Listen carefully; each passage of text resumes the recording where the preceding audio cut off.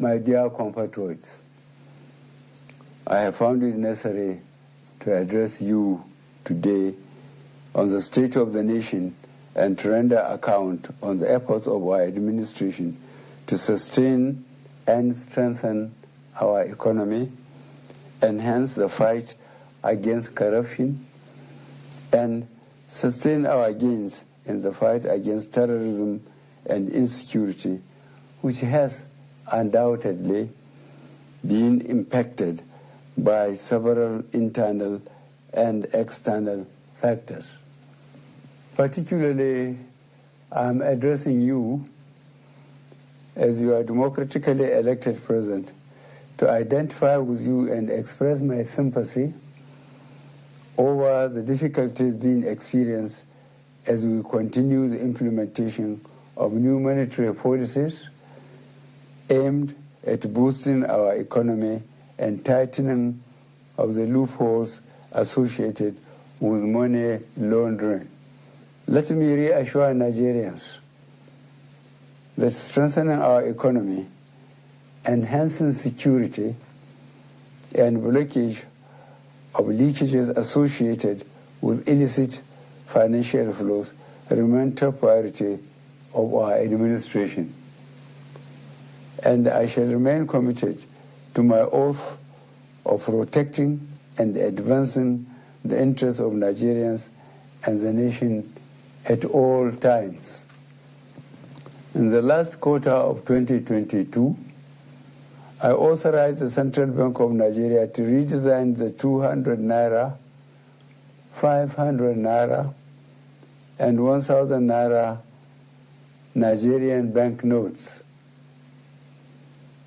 For a smooth transition, I similarly approved that the redesigned banknotes should circulate concurrently with the old banknotes till 31st January 2023, before the old notes cease to be legal tender.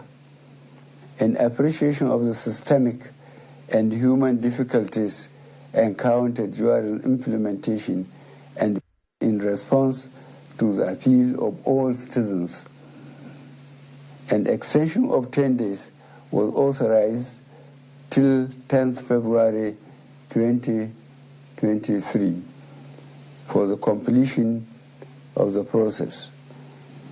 All these activities are being carried out within the ambit of the Constitution, the relevant law under the CBN Act 2007, and in line with global best practices. Fellow citizens, while I seek your understanding and patience during this transient phase of implementation, I feel obliged to avail you a few critical points underpinning the policy decision. These include A, the need to restore the statutory ability of the CBN to keep a firm control over money in circulation. In 2015, when this administration commenced its first term, currency in circulation was only 1.4 trillion naira.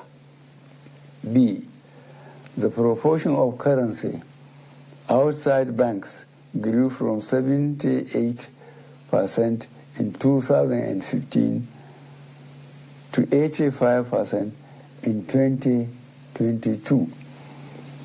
As of October 2022, therefore, currency in circulation has risen to 3.23 trillion naira, out of which only 500 billion naira was within the banking system, while 2.7 trillion naira remain permanently outside the system, thereby distorting the financial policy and the efficient management of inflation.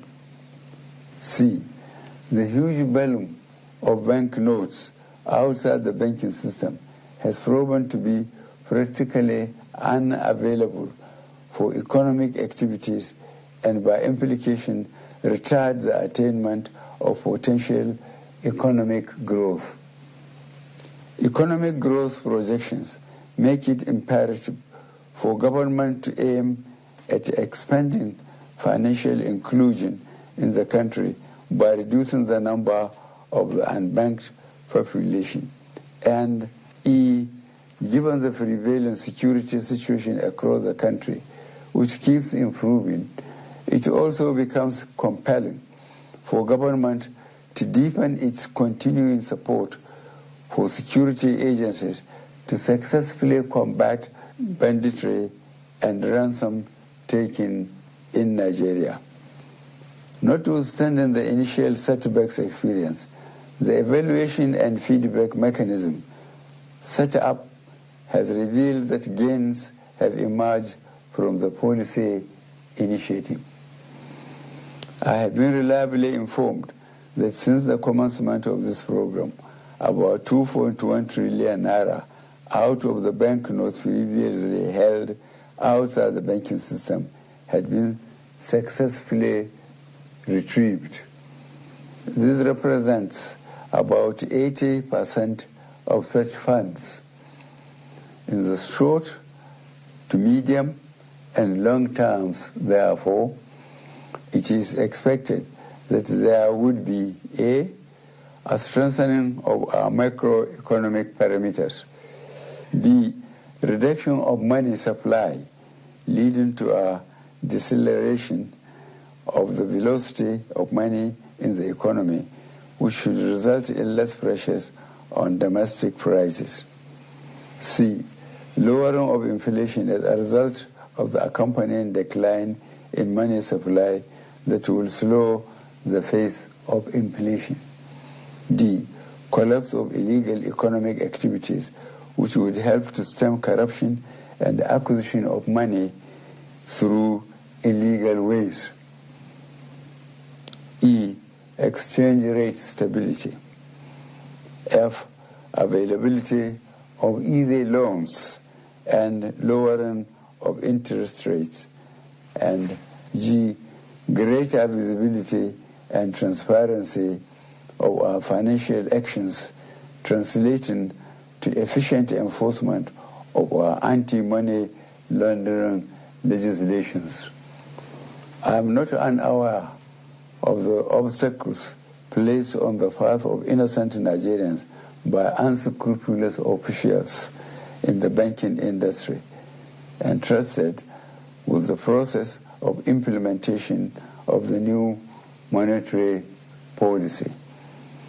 I am deeply pained and sincerely sympathize with you all over these unintended outcomes. To stem this tide, I have directed the CBN